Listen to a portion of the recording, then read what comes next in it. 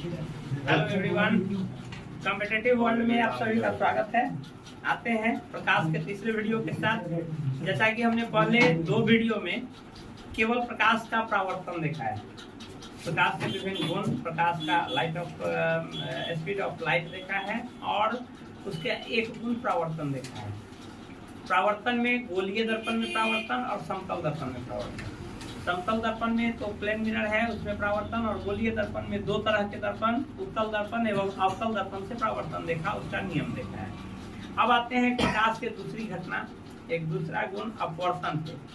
जैसा हमने पहले चर्चा किया है कि परावर्तन जिस माध्यम से प्रकाश की किरणें आती हैं, जिस तरफ से प्रकाश की किरणें आती हैं, यदि पुनः उसी तरफ लौट जाए, किसी ऑब्स्टेकल के कारण पुनः उसी दिशा में लौट जाए, उसको प्रकाश का परावर्तन कहते हैं। जबकि प्रकाश की किरणें यदि एक तरफ से आती है तथा माध्यम को क्रॉस करते हुए दूसरे तरफ गुजर जाती है, तो ये गुजरने के बाद वो अपने रास्ते से थोड़ा सा डेविएट हो जाती है, थोड़ा सा तिरछी हो जाती है। प्रकाश की इस घटना को उसका प्रकाश का अपवर्तन कहते हैं।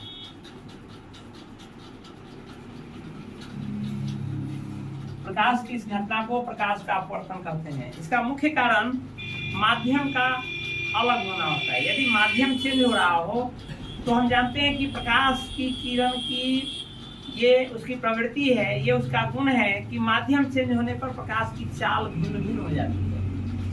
यदि सघन माध्यम में है तो प्रकाश की चाल कम होगी, यदि विरल माध्यम में जाती है प्रकाश की चाल तीव्र हो जाती है। इसी घटना के कारण ये अपवर्तन की घटना घटती है। जैसे हम मानते हैं कि यह एक कांच का स्लैब है, यह एक शीशा का स्लैब है। प्रकाश की किरण हवा से होते हुए इस कांच के स्लैब में इन कर रही है, तो प्रकाश की किरण यहाँ ऐसे स्लैब में इन कर रही है। यहाँ पर आने के बाद यहाँ से प्रकाश की किरण तिरछी हो जाएगी, तिरछी होती है और फिर यहाँ से ये कांच का स्लैब जो है यहाँ तक है। अब यहाँ से पुनः ये यहाँ पर आकर के ये बाहर निकलेंगे, तो यहाँ जहाँ घुसी यहाँ हवा से, यहाँ है हवा, ये है कांच और यहाँ पुनः है हवा। हवा से कांच में प्रकाश की किरण प्रवेश कर रही है और पुनः कांच से हवा में प्रवेश कर रही है, तो यहाँ पर प्रकाश का दो बार अपवर्तन होगा।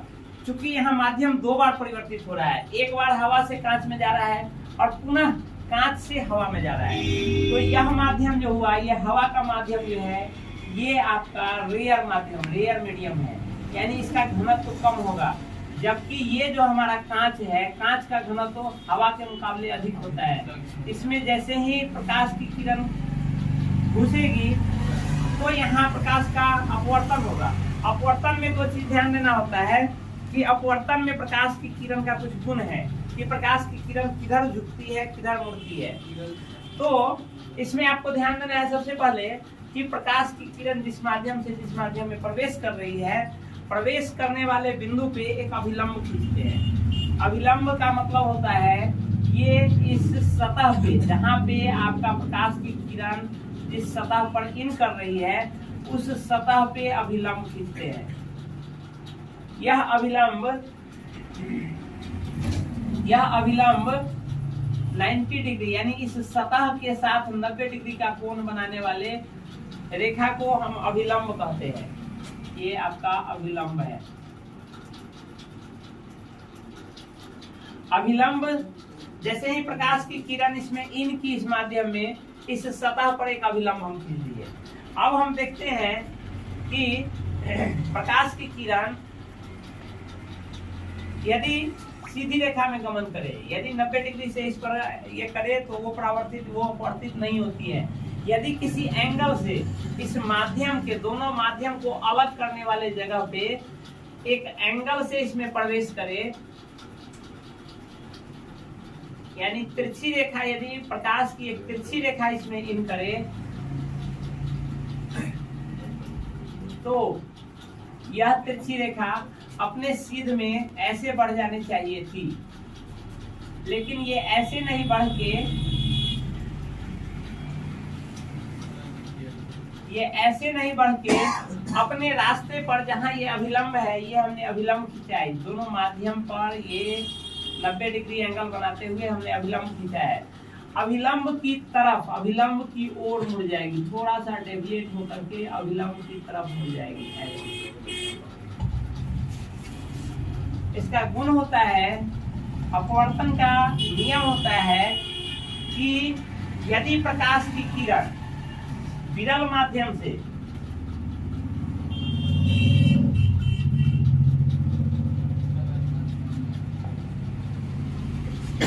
सघन माध्यम में प्रवेश करे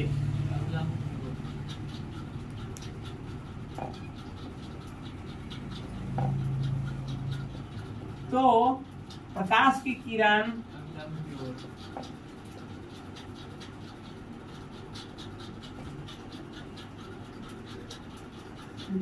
अभिलंब की ओर मुड़ जाती है।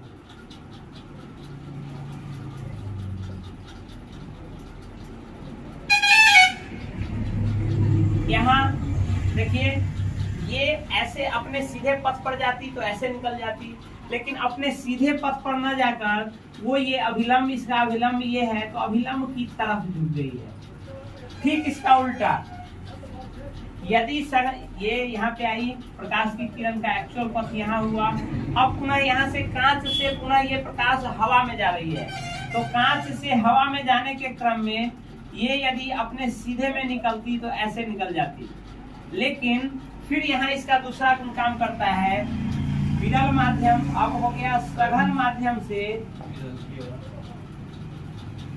विरल माध्यम में जाने पर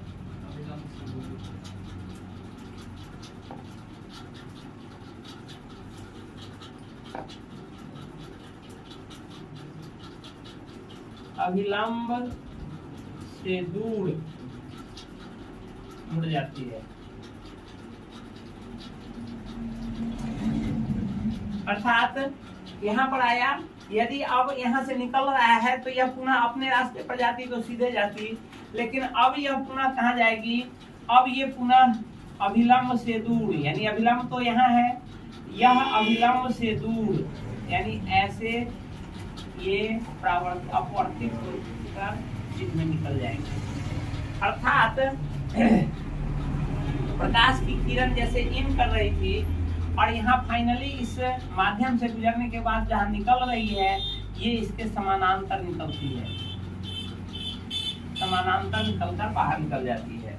इसी नियम को प्रकाश के अपवर्तन का नियम कहते हैं।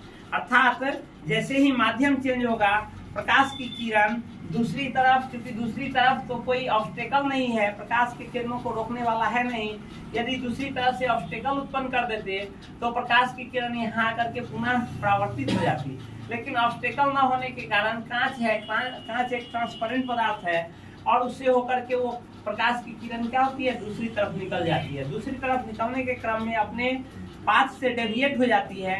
इसी डेविएशन को हम अपवर्तन या रिफ्रैक्शन कहते हैं। यहाँ रिफ्रैक्शन में ध्यान देना है कि ये परत जितनी मोटी होगी, इसका भटकाव उतना अधिक होगा, प्रकाश की किरण का भटकाव उतना अधिक होगा, और फाइनली जो आपतित किरण है और ये अपवर्तित किरण है, क्योंकि अपवर्तन की घटना हो रही है इसलिए इसको कहेंगे आपतित किरण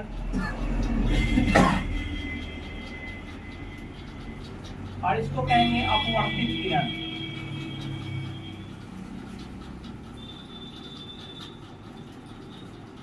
यह आपतित किरण अपवर्तित किरण के समानांतर होती है निकलने के बाद। और यदि मोटा स्लैब है, एक नगण्य मोटाई की ये लेते हैं तो उसमें एक बार अपवर्तन माना जाता है, लेकिन यदि मोटी स्लैब मोटी है तो उसका अपवर्तन 2 बार होगा, एक बार जिस समय वो इन करती है और एक बार जहां वो निकलती है, 2 बार प्रकाश की किरण का अपवर्तन होगा। अब हम आते हैं इससे आगे थोड़ा सा दर्पण में आते हैं। जैसे एक बार दर्पण में देखते हैं,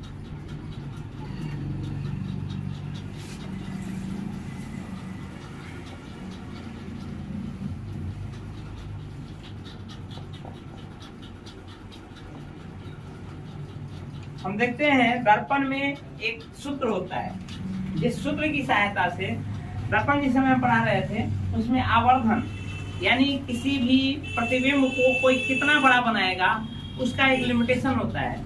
उस लिमिटेशन के बारे में हम पढ़ते हैं, एक गोलीय सूत्र है जिस सूत्र के माध्यम से हम उसको समझते हैं कि उसका कैसे होता है। जैसे इसको दर्पण सूत्र भी कहते हैं।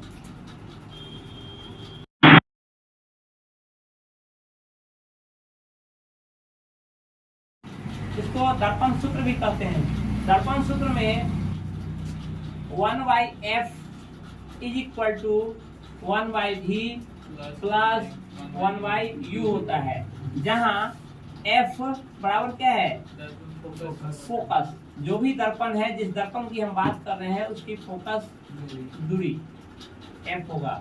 v इज इक्वल टू क्या है, v इज इक्वल टू ये आपके प्रतिबिंब की दूरी है, प्रतिबिंब की दूरी, अर्थात दर्पण में जहां भी प्रतिबिंब बन रहा होगा तो उसके, यदि एक दर्पण है, चाहे वो उत्तल दर्पण हो चाहे वो अवतल दर्पण हो, ये हम ले रहे हैं अवतल दर्पण का उदाहरण।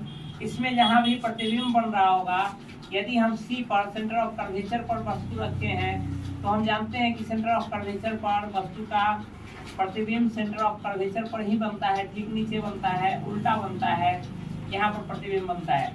तो यह दर्पण का P है, पोल है, और यह सेंटर ऑफ कर्वेचर है। तो इस पोल से सेंटर ऑफ कर्वेचर यानी प्रतिबिंब की दूरी, प्रतिबिंब यहाँ बन रहा है, इस दूरी को हम कहेंगे प्रतिबिंब की दूरी, इसको V से डिनोट किया जाता है। फिर U जो होता है, U बराबर होता है वस्तु की दूरी,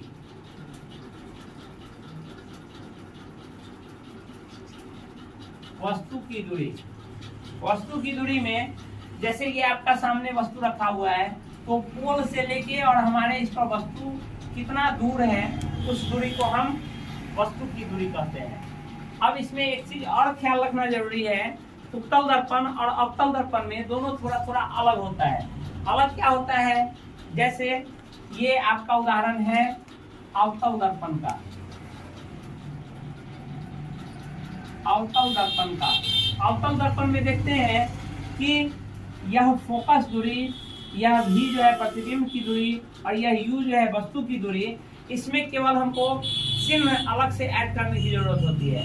कौन सी दूरी पॉजिटिव होगी, कौन सी दूरी निगेटिव होगी, तो इसका कॉन्सेप्ट हम समझेंगे कि कौन सी दूरी पॉजिटिव, किसको निगेटिव लेंगे। जैसे इसमें सिंपल याद रखना है कि प्रकाश के गति की दिशा को पॉजिटिव मानी जाती है, प्रकाश के गति की दिशा को पॉजिटिव मानी जाती है।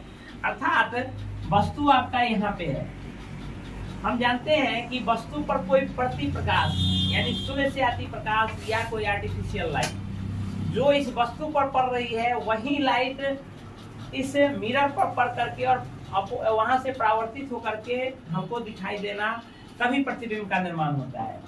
तो यहाँ से प्रकाश की किरण की दिशा क्या है, ये है। और किसी भी दूरी को हम पोल से मापते हैं, ध्रुव से मापते हैं। दर्पण के ध्रुव से कोई वस्तु किस दिशा में है और कितनी दूरी पर है, उसी को दूरी कहते हैं। यहाँ देखिए फोकस दूरी, हम जानते हैं सेंटर ऑफ कर्वेचर, इस पोल और सेंटर ऑफ कर्वेचर वक्रता त्रिज्या के ठीक बीच की दूरी को फोकस दूरी कहते हैं, ये F होगा। तो प्रकाश की किरण इधर से आ रही है, लेकिन इसमें यदि हमको इस दर्पण का दो चीज दे दे, F दे दे, V दे दे, U निकालना हो, या V दे दे, U दे दे, F निकालना हो, या U दे दे, F दे दे, V निकालना हो, तो कोई एक नहीं पता रहेगा तो उसको निकाला जा सकता है। लेकिन निकालने से पहले हम इस फॉर्मूला में फोकस पॉजिटिव होगा, V पॉजिटिव होगा, U पॉजिटिव होगा या कौन सा निगेटिव होगा, इस पर निर्णय करना होगा। इस निर्णय के लिए ये आपको जानना जरूरी है कि आप जानिए कि फोकस जो होता है या V जो होता है या U जो होता है, वस्तु की दूरी, प्रतिबिंब की दूरी या फोकस दूरी में से किसको निगेटिव किसको पॉजिटिव लेंगे। इसमें हमको बस केवल इतनी बात याद रखनी है कि कोई भी दर्पण हो, दर्पण में वस्तु की दूरी या प्रतिबिंब की दूरी या फोकस की दूरी, पोल से लेकर यहाँ की दूरी को फोकस दूरी कहेंगे, पोल से लेकर यहाँ की दूरी को सेंटर ऑफ कर्वेचर की दूरी कहेंगे, यानी वक्रता त्रिज्या कहेंगे। पोल से लेकर जहाँ प्रतिबिंब बन रहा है उस दूरी को, हालांकि इस केस में हम यहाँ ले लिए हैं तो दोनों सेम है, लेकिन अलग अलग केसों में अलग अलग हो सकता है। यदि फोकस पर है तो अनंत पर बनेगा। यदि फोकस और सेंटर ऑफ कर्वेचर के बीच बिंदु है तो आपका सेंटर ऑफ कर्वेचर और अनंत के बीच बनेगा। तो विभिन्न स्थितियों में विभिन्न जगह ये बनेगा। तो वैसे केसों में हम देखते हैं कि कौन पॉजिटिव कौन निगेटिव। तो हम जानते हैं कि प्रकाश के किरण की दिशा को पॉजिटिव मानी जाती है, जबकि अभी मैंने कहा कि पोल से हमको मापने की जरूरत है, इस पोल से इस फोकस को मापने की जरूरत है। तो इस अवतल दर्पण के केस में फोकस हमेशा क्या होगा, फोकस हम पोल से माप रहे हैं इस फोकस को, तो क्या प्रकाश की दिशा में माप रहे हैं कि प्रकाश के अपोजिट दिशा में माप रहे हैं? प्रकाश के अपोजिट दिशा में माप रहे हैं। तो हमेशा इसका जो भी दूरी होगा, ये डिस्टेंस मानते हैं कुछ मीटर हो, जो भी मीटर होगा वो निगेटिव आपका डिस्टेंस इसका होगा। उसी तरह से यहाँ बिंब की स्थिति जो है वो हमेशा आपके इस मिरर के बाएं साइड में ही रखा जाएगा, और हमेशा पोल से जब मापेंगे तो प्रकाश की दिशा के विपरीत दिशा में, यहाँ से मीटर बैठाएंगे तो इधर बढ़ रहे हैं मापने के लिए, तो ये हमेशा क्या होगा, U जो होगा हमेशा माइनस में होगा।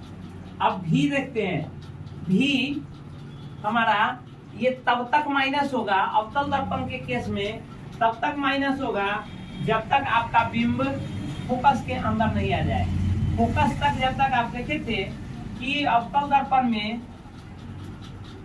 प्रतिबिंब जो बन रहा था वो हमेशा लेफ्ट में बन रहा था। कब तक? जब तक कि आपका वस्तु फोकस के अंदर नहीं चला आया। ये मानते हैं F है, ये मानते हैं C है। यदि आपका वस्तु C के बाहर है, या सबसे पहले अनंत पे लेते हैं, यदि आपका वस्तु अनंत पर है तो इसका प्रतिबिंब कहाँ बन रहा था, बहुत छोटा और बिंदु मात्र का फोकस पर बन रहा था। फोकस को भी हम P से ही माप रहे हैं। ये वस्तु की दूरी तो हमेशा निगेटिव ही होगी। बिंब की दूरी हमेशा निगेटिव ही होगी, फोकस की दूरी हमेशा निगेटिव ही होगी इस केस में। लेकिन आगे जब हम देखते हैं, जब प्रतिबिंब की दूरी माप रहे हैं तो अन्य केसों में थोड़ा थोड़ा डेविएट हो जाता है। डेविएट किस केस में अलग होता है? जैसे अनंत पर है तो भी यहाँ से P से अनंत तक जा रहे हैं, लेफ्ट साइड में ही जा रहे हैं, तो निगेटिव होगा। अनंत पर है तो निगेटिव होगा। अनंत से आगे आ गया, अनंत और सेंटर ऑफ कर्वेचर के बीच है, अनंत प्लस कर्वेचर के बीच है, तब भी हम देखते हैं कि तभी हमारा इसका फिगर जो बन रहा था पहले फोकस पर बन रहा था, अनंत और सेंटर ऑफ कर्वेचर के बीच होगा तो हमारा फिगर यहाँ पर बनेगा। तब भी हम P से इधर आएंगे तो निगेटिव ही होगा। यदि हमारा सेंटर ऑफ कर्वेचर पर आ जाता है वस्तु तो सेंटर ऑफ कर्वेचर पर ही फिगर बनता है, तब भी हमको बाएं साइड ही आना पड़ता है। C पर होगा तब भी हमारा निगेटिव ही होगा। यदि C से आगे बढ़ते हैं फोकस पे और C के बीच यदि हमारा वस्तु है, तब हमारा प्रतिबिंब सेंटर ऑफ कर्वेचर और अनंत के बीच बनता है। यहाँ भी लेफ्ट में ही आ रहे हैं, यहाँ भी हमारा C तथा F के बीच है, यदि तो भी हमारा लेफ्ट में ही बन रहा है तो भी हमारा निगेटिव ही बनेगा। यदि फोकस पर यदि आपका वस्तु है तो इसका प्रतिबिंब अनंत पर बनता है, तो फिर भी तो लेफ्ट में ही बन रहा है, तो यहाँ भी हमारा दूरी जो होगा, प्रतिबिंब की दूरी केवल ये हम कर रहे हैं, प्रतिबिंब की दूरी का मान फोकस पर है तब भी हमारा निगेटिव ही होगा। लेकिन जैसे ही फोकस और इस पोल ध्रुव के बीच हमारा वस्तु आ गया, ऐसी स्थिति में आप जानते हैं कि हमारा प्रतिबिंब का निर्माण होता है। अब यहाँ तक तो वास्तविक, ये जितने भी बने हैं सबके सब वास्तविक बने हैं, लेकिन जैसे ही फोकस के अंदर आ जाता है अवतल दर्पण के केस में, तो हमारा प्रतिबिंब नेक्स्ट तरफ बनने लगता है और ये काल्पनिक इमेजिनरी कटती हुई प्रतीत होती है। चूंकि एक रेखा लाइट की ऐसे गुजरती है, कैसे गुजरती है, यहाँ आकर के लगभग कटती हुई प्रतीत होती है। अब देखिए, अब इस प्रतिबिंब की दूरी को हम इस पोल से, प्रकाश की किरण ऐसे आ रही थी और हम जो इस प्रतिबिंब की दूरी माप रहे हैं वो भी इसी दिशा में माप रहे हैं, पोल से माप रहे हैं, तो दाहिनी तरफ ही माप रहे हैं। यानी अब हम प्रकाश की किरण के गमन की दिशा में ही दूरी को माप रहे हैं, इसलिए यह हमारा धनात्मक होगा। अब फोकस और पोल के बीच जैसे ही वस्तु होगा तो हमारा इस दूरी को अब क्या लेंगे, अब पॉजिटिव। अब ये डिस्टेंस जो होगा किसका, प्रतिबिंब की दूरी पॉजिटिव हो जाएगा, बाद बाकी केसों में निगेटिव होगा। ये अवतल दर्पण के केस में था। अब हम आते हैं उत्तल दर्पण के केस में। उत्तल दर्पण के केस में आप जानते हैं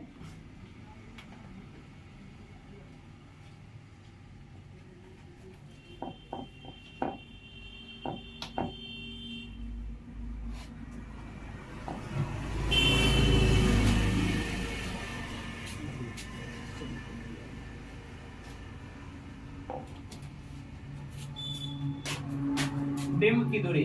उत्तल दर्पण के केस में हम लेते हैं, उत्तल दर्पण हुआ आपका ये,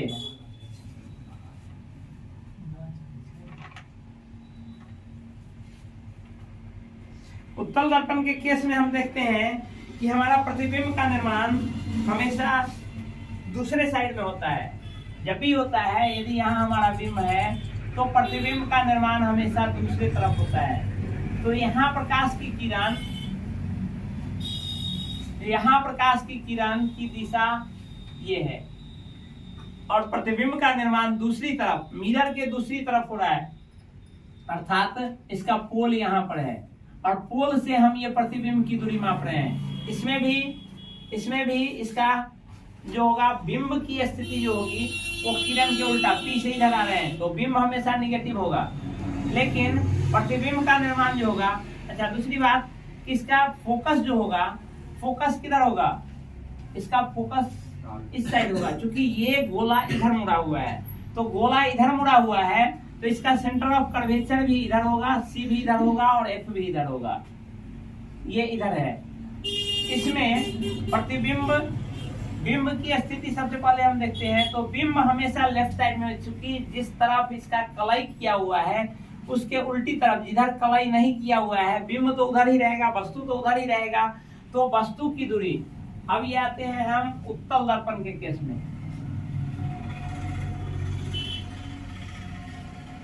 उत्तल दर्पण के केस में, तो उत्तल दर्पण के केस में ये एफ जो होगा हमेशा, क्योंकि वस्तु इधर है, हमारा एफ इधर है, प्रकाश इधर से आ रही है और एफ को हम पी से इस दिशा में माप रहे हैं, तो फोकस हमेशा क्या होगा, हमेशा पॉजिटिव होगा।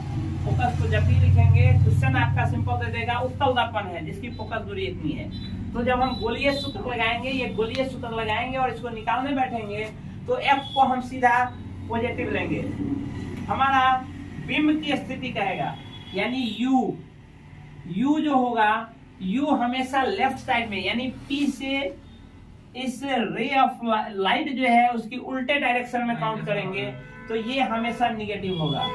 जैसे ही हम इस क्वेश्चन को बनाने बैठेंगे, केवल हमारा क्वेश्चन कह देगा कि बिंब जो है 5 मीटर दूरी पर है, तो हम जब इसमें डालेंगे तो उस समय 5 नहीं डालेंगे, उसको -5 करेंगे, क्योंकि हम वो क्वेश्चन देगा कि उत्तल दर्पण है या अवतल दर्पण। हालांकि यू हमेशा निगेटिव ही होता है, चाहे उत्तल दर्पण हो या अवतल दर्पण हो। हाँ, फोकस उलट गया है, कुछ हद तक यू भी की दूरी जो है वो भी उलट जाएगी, क्योंकि अब भी हमेशा हर केसों में इधर ही बनेगा। तो ये निगेटिव भी देखते हैं, भी जो है हमेशा अब क्या बन रहा है, नेक्स्ट साइड बन रहा है। तो फिर ये क्या हुआ, प्रकाश के किरण की दिशा में ही, यानी P से लेकर के भी यदि F पर बन रहा हो या F के ये बन रहा हो तो हम इसको मापेंगे तो हमेशा वो क्या होगा, पॉजिटिव होगा। इस तरह से इन सूत्र का यूज करते हुए हम किसी भी ये को निकाल सकते हैं। जैसा एग्जाम्पल के माध्यम से यदि आगे बढ़ेंगे तो देखेंगे,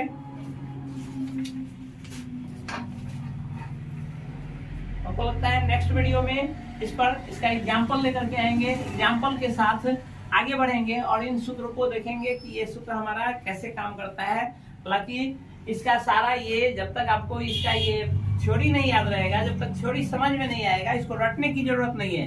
यदि आप नहीं समझे तो एक बार पुनः शुरू से देखिए कि भी, यू और एफ कहाँ निगेटिव कहाँ पॉजिटिव होता है, किस दर्पण क्वेश्चन आपको सिंपली दर्पण बता देगा कि अवतल दर्पण है, उत्तल दर्पण है, फोकस दूरी का मान इतना है, बिंब इतने दूरी पर है, तो प्रतिबिंब का निर्माण कितनी दूरी पर होगा। उसके बाद अब हम आते हैं थोड़ा सा आवर्धन पर। आवर्धन देखते हैं कि आवर्धन क्या होता है। इसके एग्जाम्पल पर वही हम चलेंगे, एग्जाम्पल लेकर के, और इसको देखेंगे आगे। उससे पहले हम देखते हैं आवर्धन। आवर्धन क्षमता बराबर क्या होता है। आवर्धन का सिंपल मीनिंग होता है किसी भी प्रतिबिंब को, कोई भी वस्तु है उसका वो कितना गुना बनाती है, उसी को हम आवर्धन कहते हैं। आवर्धन का मतलब होता है यदि 2 मीटर ऊंचाई की वस्तु का फिगर 5 मीटर ऊंचा बन गया तो आवर्धन बराबर क्या हुआ, कितना गुना बड़ा बना दिया, उसी को आवर्धन कहते हैं। मैग्नीफाइंग यानी कितना बड़ा, कितना आवर्धित बनाया, पहले से कितना गुना। 1 मीटर का यदि 5 मीटर बना देता है प्रतिबिंब, तो क्या आवर्धन क्या हुआ, 5/1। यानी प्रतिबिंब की ऊंचाई कितनी है और बटे बिंब की ऊंचाई कितनी है, उसी को हम आवर्धन क्षमता कहते हैं। आवर्धन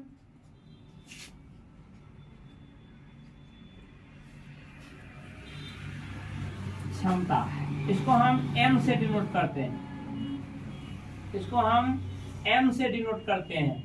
m बराबर होता है आपको प्रतिबिंब की ऊंचाई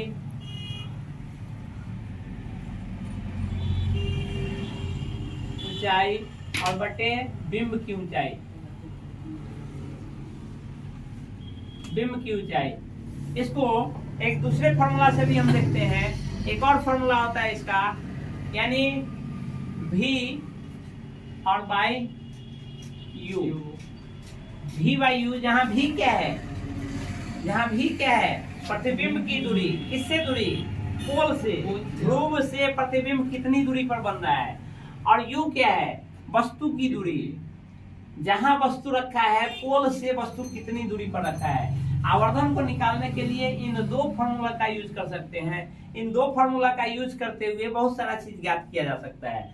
जैसे आपको प्रतिबिंब की ऊंचाई दिया हुआ है, वस्तु की दूरी दी हुई है और उसके प्रतिबिंब की दूरी दी हुई है, बिंब की ऊंचाई नहीं दी हुई है। तो आपसे पूछ देगा कि बिंब की ऊंचाई बताइए कितनी है, तो इजीली निकाल सकते हैं। एक वैल्यू यदि गायब है तो इस दोनों का वैल्यू पुट करिए, एक गायब है इसमें से इस दोनों का वैल्यू पुट करिए और निकाल दीजिए। इसमें यहाँ निगेटिव साइन ये दर्शाता है, निगेटिव साइन केवल ये दर्शाता है कि यहाँ जो है, जो आपका आवर्धन है, ये वस्तु प्रतिबिंब की प्रकृति जो है वो कैसी है, प्रतिबिंब की प्रकृति माइनस लगा हुआ है, इसका मतलब वास्तविक प्रतिबिंब का निर्माण हो रहा है। और यदि प्लस लगा हुआ है, यदि ये साइन प्लस आता है, इसका मतलब है आपका काल्पनिक प्रतिबिंब बन रहा है। तो इसमें हम इस के एग्जाम्पल के साथ आगे बढ़ेंगे। तो 1/f is equal to 1/v plus 1/u, और साथ में इससे बहुत सारे न्यूमेरिकल, जो खास करके 10th क्लास और 11th में इसका न्यूमेरिकल आता है, उस न्यूमेरिकल को देखेंगे तो आगे बढ़ेंगे। हम चाहेंगे कि आज इतना ही पे रोकते हैं। आप यदि लाइट का पिछला चैप्टर नहीं देखे हैं तो पिछला 2 वीडियो आया है उसको देखिए, उसके बाद इसको देखिए, उसके बाद फिर अभी बहुत सारे गुण बाकी हैं इसका, उस पर चर्चा करेंगे, इसके न्यूमेरिकल पर चर्चा करेंगे। धन्यवाद।